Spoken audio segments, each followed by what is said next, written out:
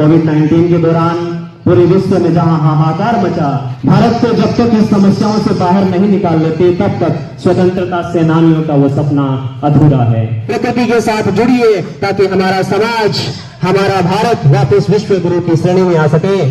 चुल्हारी आग, सरसों साग, सिरों पर पाग और संगीत और राग और लुगाया में लाज, थोड़ा दिना बाद में कोने मिलेला सा। प्रभु वंद तेरे नाम से आगाज करता हूँ, प्रभु वंद तेरे नाम से आगाज करता हूँ, तेरा बंदा हूँ तेरी रहमतों पर नाज करता हूँ, तेरा बंदा हूँ तेरी रहमतों पर नाज करता हूँ। फकत तेरी मदद और ताकत से भरोसे पर, फकत तेरी ताकत और भरोसे पर मुझे उड़ना नहीं आता मगर परवाज करता हूँ, मुझे उड़ना नहीं आता मगर परवाज करता हूँ। इस वंदना के बाद मैं कालचक्र की निरंतर गामी पहिए में समाज सृष्टि और सृष्टि के कण कण में विद्यमान विद्या की देवी मां शारदे को वंदन करता हूँ, नमन करता हूँ, कोटि कोटि प्रणाम करता हूँ। इस कार्यक्रम के मुख्य अतिथि महोदय, विशिष्ट अतिथि महोदय, सम्मानित प्रधानाचार्य जी, विद्वान साथीगण और भारत के सुनहरे भविष्य की पटकथा लिखने वाले इस विद्यालय के प्रांगण में विराजमान विद्या के निपुणों को मैं हार्दिक शुभकामनाएं देता हूँ 75वें गणतंत्रता दिवस की। अतिथियों के सम्मान में कुछ लाइनों में इस प्रकार व्यक्त करना चाहूंगा कि इस बस्ती से अलग जमाने से जुदा कर दे, इस बस्ती से अलग जमाने से जुदा कर दे, अजब कहे, अजीब कहे या अलहदा कह दे, आपकी रहनुमाई के किस्से इतने मकबूल हैं कि हमारा बस चले तो हम आपको खुदा कह दें, कि हमारा बस चले तो हम आपको खुदा कह दें।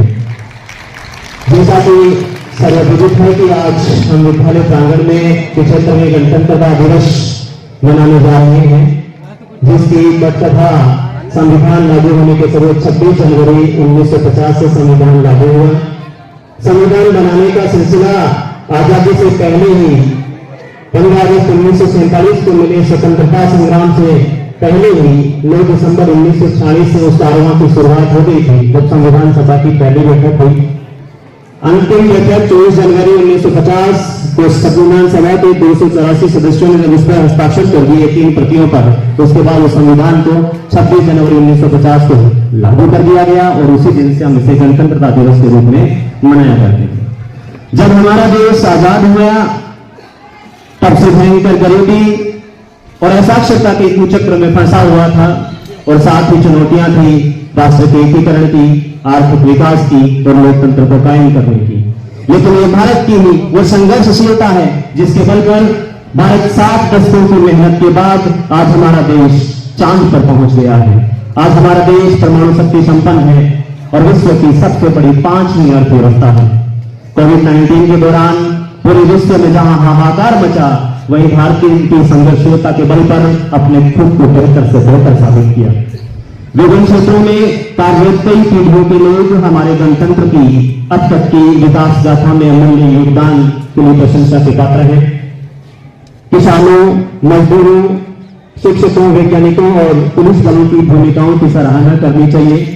हमें देश की सीमाओं की रक्षा करने वाले बहादुर जवानों और सैन्य कर्मियों को नहीं भूलना चाहिए, जो हमेशा किसी भी त्याग और बलिदान के लिए तैयार रहते हैं।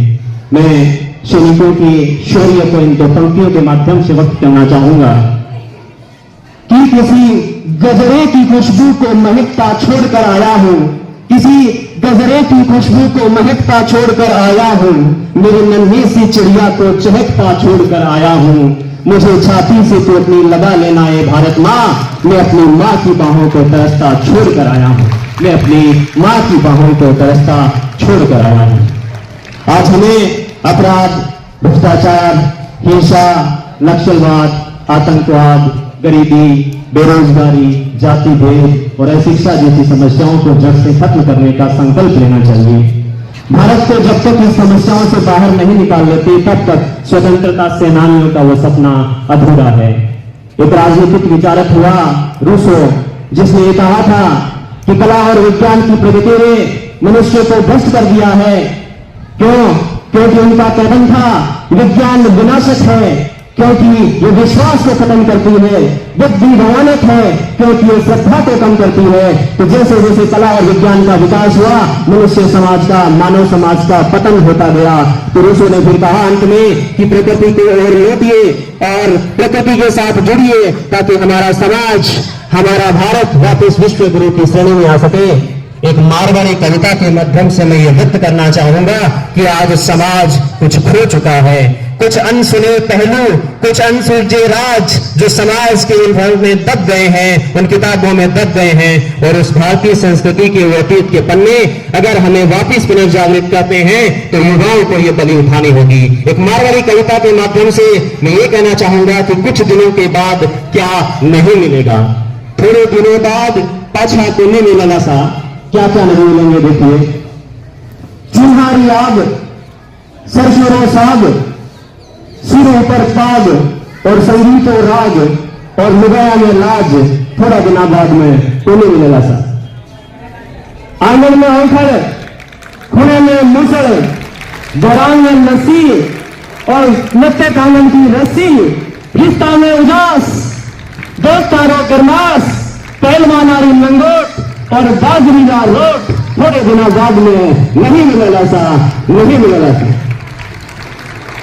सासरे में लाडू, त्योहार में साडू, दोस्ता साथे भोज, सुबह शाम नित रोज, राज में भला और बंद गला, थोड़े दिनों बाद में तो नहीं मिलेगा सा, थोड़ा दिनों बाद में तो नहीं मिलेगा सा। अनजानरी आशीष, कमतर ने बख्शीश, सहेरी आन, मुछारी शान, ताउरो हुक्को, ब्यारो हुक्को, हिसाबरी पर्ची, गलियारे दर्जी, पानी भरेरा देग और बेल बेटी को नेग, थोड़े मैं युवाओं से आह्वान कर चाहता हूं कि आज जो भारतीय संस्कृति पाश्चात्य संस्कृति के समीकरणों में उलझकर एक अनसुलझी जत्थी बन गई है। उठो, जागो युवाओं और भारतीय समाज की संस्कृति को सुरक्षित रखने के लिए आप अपने कदमों से कदम मिलाकर हमेशा प्रयास करते रहें।